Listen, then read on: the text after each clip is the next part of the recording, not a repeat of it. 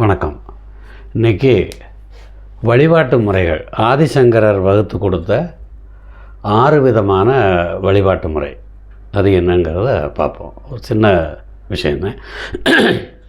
அதாவது சூரிய பகவானை பிரதான தெய்வமாக வச்சு கும்பிடுறது சௌரம். சௌரம்ங்கிறது வேற ஒன்றும் இல்லை, சூரிய சௌரம். நீங்கள் சத்தம் கிட்டத்தட்ட வரும். அதனால் சௌரம்னு சொல்லி கும்பிடுறது சூரிய பகவானை பிரதானமாக நினச்சி கும்பிடுறது. கணபதி விநாயக பெருமானை மூலக்கடவுள், அவரே பிரம்மம், பரபிரம்மம்னு நினச்சி கும்பிடுறது முதல் முழு கடவுள் அப்படின்னு சொல்கிறது கணாபத்தியம்.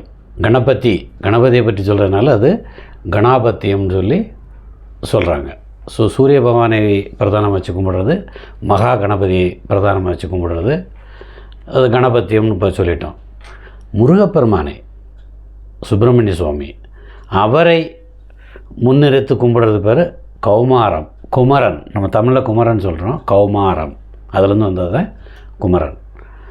ஸோ கௌமாரங்கிறது முருகப்பெருமானை பிரதானமாக வச்சு கும்பிடுறது 3. சிவபெருமானை, அது உங்களுக்கு எல்லாரும் தெரியும், சைவம்னு சொல்கிறது சிவபெருமானை வச்சு கும்பிடுறது. வைஷ்ணவம்னா மகாவிஷ்ணுவை முன்னிறுத்து வழிபாடு செய்கிறது. அம்பிகை, பராசக்தி அம்பிகை சாக்தம், சக்தி வழிபாடு நம்ம சொல்கிறோம், சாக்தம்.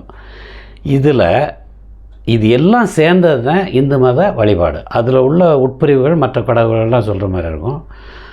இதில் இதைத்தான் கும்பிட்டா பெருசு, அதைத்தான் கும்பிட்டா பெருசுன்னு எதுவுமே கிடையாது. நீங்கள் இந்த 6 இது ஆதிசங்கரர் இந்த மாதிரி 6 பிரிவாக சொல்லியிருக்கிறாரு. பட் நம்ம வழிபாட்டுக்கு எல்லாத்தையுமே கும்பிடலாம். இல்லை நீங்கள் குறிப்பிட்டு நான் சூரிய பகவானை மட்டும் கும்பிட்றது தவறே கிடையாது. மொத்தத்தில் பிரம்மம் பரபிரம்மம் அல்டிமேட்டாக ஒன்று தான். அதை இத்தனை வழிமுறைகளில் தான் நம்ம கும்பிடுறோம். அதனால் இதில் வேறுபாடு பார்க்க வேண்டிய அவசியம் இல்லை என்பது என் கருத்து. நன்றி, வணக்கம்.